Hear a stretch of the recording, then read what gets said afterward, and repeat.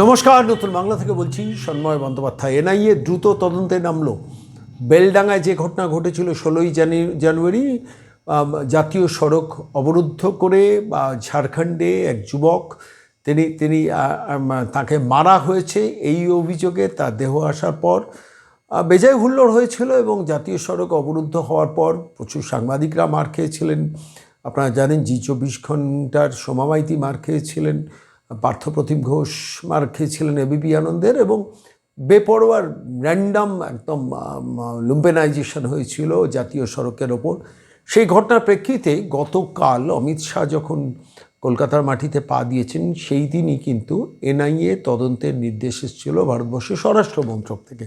তার আগের ঘটনা হচ্ছে শুভেন্দু অধিকারী কলকাতা হাইকোর্টে একটি মামলা করেছেন, যে মামলায় এনআইএ তদন্ত চেয়েছিলেন বেলডাঙ্গার ক্ষেত্রে, এবং শেষ পর্যন্ত সেই মামলার প্রেক্ষিতে দাঁড়িয়ে কলকাতা হাইকোর্ট বলে দিয়েছিল যে ইমিডিয়েটলি কেন্দ্রীয় ফোর্স ডিপ্লয় করা যেতে পারে এবং একই সঙ্গে এনআইএ কিন্তু তদন্ত করতে পারে। এনআইএ তদন্তের বিষয়টা হচ্ছে স্বরাষ্ট্রমন্ত্রক স্বতঃপ্রণোদিত হয়ে চাইলে যে কোনো ব্যাপারে ন্যাশনাল ইনভেস্টিগেটিং এজেন্সি তারা কিন্তু তদন্ত করতে নামতে পারে যে কোনো রাষ্ট্রদ্রোহিতার ব্যাপারে।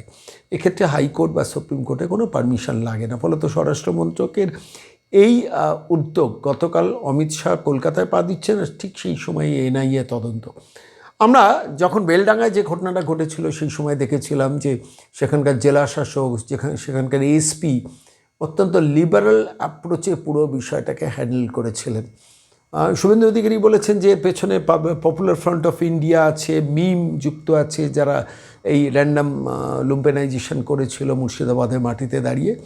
যাই হোক, 17 তারিখ বিহারের আরেকটি ঘটনা প্রেক্ষিতেও আবার মুর্শিদাবাদের একাংশে অবরোধ হয়েছিল। শেষ পর্যন্ত অবশ্য পুলিশ বুঝিয়ে সুঝিয়ে তুলে দিয়েছিল। ন্যাশনাল ইনভেস্টিগেটিং এজেন্সি গতকাল তদন্তের রায়টা বেরোনোর পর আজকে যখন এই প্রতিবেদন পেশ করছি ঠিক তার আগের দিন, গত পরশু দিন এনআইএ তদন্তের রায় হয়। গতকালই সকালবেলা বেলডাঙ্গা থানায় চলে যায় ন্যাশনাল ইনভেস্টিগেটিংয়ের একটা টিম, এবং সেখান থেকে কেস ডায়েরি নেয়, সমস্ত তদন্ত হাতে নেয়।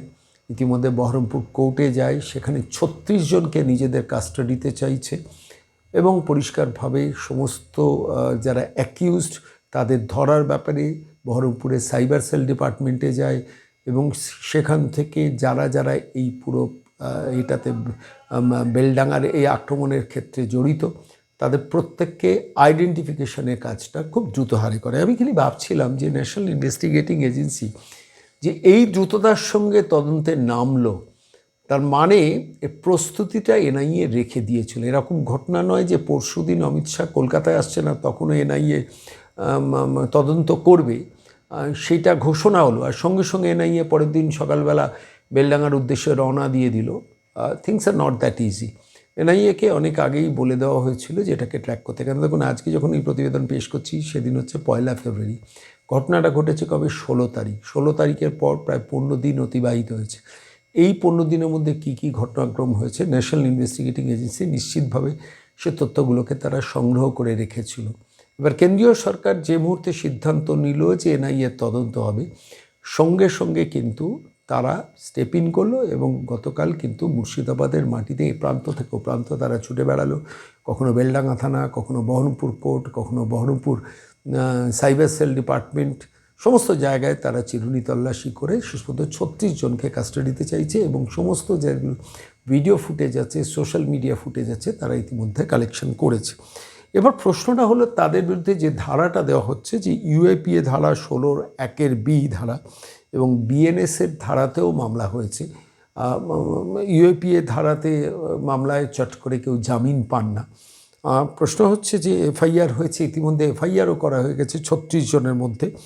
আর স্বাভাবিকভাবে যারা যারা আইডেন্টিফাইড তাদের কাস্টাডিতে নিলে জামিন অযোগ্য ধারাতেই তাদের বিরুদ্ধে মামলাটা হবে। আমি এই ঘটনাটা বললাম এই কারণে যে দেখুন, আমরা যখন শামসেরগঞ্জে হরগোবিন্দ দাস, চন্দন দাসের অত্যন্ত আনফর্চুনেট ঘটনা হয়েছিল, তখন মানুষের একটা এক্সপেকটেশন ছিল যে কেন্দ্রীয় সরকার স্বরাষ্ট্রমন্ত্রক স্বতঃপ্রণোদিত হয়ে সেখানে ন্যাশনাল ইনভেস্টিগেটিং এজেন্সিকে তদন্ত করার সিদ্ধান্তটা নেবে। কিন্তু আমরা সবাই আশাহত হয়েছি যে এনআইএকে তদন্তভার দেওয়া হয়নি, সেটা রাজ্য পুলিশের সিআইডি সিট তাদের হাতেই পুরো ব্যাপারটা থেকে গিয়েছিল। দুজন মানুষের ওই দুর্ভাগ্যজনক মৃত্যুর পরও কেন এনআইএ তদন্ত হয়নি সেটা নিয়ে রাজনৈতিক মহলে কেন্দ্রীয় সরকার সমালোচিত হয়েছিল। কিন্তু তার থেকে অতটা গুরুত্বপূর্ণ নয়, কিন্তু গুরুত্বপূর্ণ বেলডাঙার এই ঘটনাটা। তাহলে সেখানে এনআইএ হলো না, এখানে এনআইএটা হলো কেন? তাহলে কি 2026 এপ্রিল মাসের নির্বাচনকে মাথায় রেখে রাজ্য সরকারের উপর চাপ বাড়ানোর জন্য এই তদন্তটা নিল? বা নির্দিষ্ট জনগোষ্ঠী যারা ভোটকে নিয়ন্ত্রণ করেন তাদের এই ধরনের ম্যাল প্র্যাকটিস, জাতীয় সড়ক অবরুদ্ধ করে পুরো ব্যাপারটাকে একটা র্যান্ডাম লুটপাট ভাঙচুর করার যে কাজ, সেইটাকে তাহলে কেন্দ্রীয় সরকার বুকিংয়ে আনলো? দুটো বিষয় একটু নোট করতে হবে আমার মনে হচ্ছে। প্রথমত হচ্ছে এনআইএ কিন্তু এরকম ভাবার নয় যে 30 তারিখ এনআইএ তদন্তের ডিসিশন হলো, 31 তারিখই তারা দ্রুত হারে পা ফেললো। জবে থেকে বেলডাঙ্গা ঘটনা ঘটেছে স্বরাষ্ট্রমন্ত্রক কিন্তু ট্র্যাক করছিল এবং এনআইএকে সমস্ত নথি অ্যাকুমুলেট করার নির্দেশ দিয়ে দিয়েছিল, এটা আমার নিজের ধারণা। এবার যখন রায়টা এলো যে এনআইএ তদন্ত করবে, সঙ্গে সঙ্গে কলকাতা মাটি থেকে সকালবেলায়, দুপুর বিকেলও নয়, সকালবেলাই চলে গেলেন বহরমপুরের মাটিতে, মুর্শিদাবাদের মাটিতে, বেলডাঙ্গার মাটিতে। এটা কিন্তু ইজ এ ক্লিয়ার মেসেজ যে এই মুহূর্তে দাঁড়িয়ে নির্বাচনটাকে নিয়ন্ত্রণে আনতে, অর্থাৎ নির্বাচনটাকে লুম্পেনদের হাত থেকে বাঁচানোর জন্য বেলডাঙ্গাটাকে হাতে নিল কিন্তু NIA under instruction from home ministry. এবং যেদিনকে স্বরাষ্ট্রমন্ত্রী কলকাতায় আসছেন সেদিনকেই এনআইএর সিদ্ধান্ত হচ্ছে। এইটা আমার কাছে মনে হচ্ছে খুব অর্থবহ এবং ইঙ্গিতপূর্ণ। পশ্চিমবঙ্গের মাটিতে দাঁড়িয়ে যে ধরনের দুর্বৃত্তায়ন হয়েছে, সেখানে এই জাতীয় অ্যাগ্রেসিভ ভূমিকাই মানুষ সিবিআই, ইডি, এনআইএর কাছ থেকে চায় এবং দ্যাট টু কেন্দ্রীয় সরকারের স্বরাষ্ট্রমন্ত্রকের কাছ থেকে চায়। আজকে স্বরাষ্ট্রমন্ত্রক এনআইএ যে দ্রুততাই কাজ করেছে, দেখুন এই ইডি বলুন, সিবিআই বলুন, এদের থেকে এনআইএর পারফরমেন্স রেট অনেক ভালো। রামনবমীর সময় শিবপুর বলুন, ডালখোলা বলুন, রিষ্টা বলুন, সেখানে যে ঘটনাগুলো হয়েছে সেই ঘটনাতে কিন্তু এনআইএর পারফরমেন্স খুব ভালো। আসল অপরাধীদের চিহ্নিত করে তাদের কিন্তু গ্রেফতারি করেছে তারা এবং তাদের শাস্তির ব্যবস্থার দিকেও গেছে। ঠিক এই ক্ষেত্রেও কি শাস্তির ব্যবস্থার দিকে যাবে? মিম বলুন, পপুলার ফ্রন্ট অফ ইন্ডিয়া বলুন, এদের দুজনের নেতৃবৃন্দ যদি এটার মধ্যে ইনভলভ থাকে তাহলে কি তারা শাস্তির মুখে পড়বে? বাংলার মানুষ তো সেটাই চায়। এই মুহূর্তে দাঁড়িয়ে পশ্চিমবঙ্গের মাটিতে স্টেট স্পন্সার্ড যে টেরোরিজম, আমার খালি বারবার মনে হয়েছিল যে ওইখানে সেই দিন মুর্শিদাবাদের ডিএম বা মুর্শিদাবাদের এসপি যে ভূমিকা পালন করা উচিত ছিল সেই ভূমিকা কি তারা পালন করেছেন? দেখবো আস্তে আস্তে ধীরে সুস্থে পার্টিকুলার একটা কমিউনিটি ইনভলভড আছে, রায়ট লেগে যেতে পারে, কোনো একটা জায়গায় কি লিবারাল অ্যাপ্রোচ ছিল? আমার তো অ্যাপারেন্টলি মনে হয়েছে লিবারাল অ্যাপ্রোচ ছিল। কিন্তু শেষ পর্যন্ত এনআইএ তদন্ত হবে এটা আমিও ভাবিনি, কিন্তু যাই হোক এনআইএ তদন্ত হলো এবং আমার মনে হচ্ছে এটা প্রিপ্ল্যান্ড, একদম পরিকল্পনা মাফিক কেন্দ্রীয় স্বরাষ্ট্রমন্ত্রক কিন্তু এগিয়েছে। এটাই বাংলার মানুষ চাইছে প্র্যাকটিক্যালি। ভবিষ্যতে এই জাতীয় ঘটনা যে কোনো জায়গায় ঘটলে দ্রুত যাতে কেন্দ্রীয় সরকার হস্তক্ষেপ করে, সেটাই তো একটা রাষ্ট্রীয় সরকারের কাছ থেকে মানুষের প্রার্থনা। সেটাই যখন ফুলফিল হয় না, মানুষ তখন হতাশ হয়।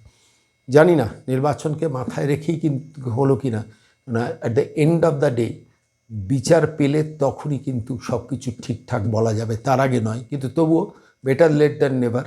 অন্তত স্বরাষ্ট্রমন্ত্রক বুঝলো যে পশ্চিমবঙ্গের ক্ষেত্রে এই মুহূর্তে দাঁড়িয়ে বেলডাঙ্গার মতো ঘটনা যাতে ইলেকশনের ফেজে কোনো না ঘটে, তার জন্য ন্যাশনাল ইনভেস্টিগেটিং এজেন্সি দ্রুত হারে পা ফেলা দরকার। সেটাই ঘটলো। দেখা যাক শেষ পর্যন্ত কোথায় গিয়ে পৌঁছয় ঘটনা। আমাদের নজর থাকবে, আপনাদের নজর থাকুক নতুন বাংলায়।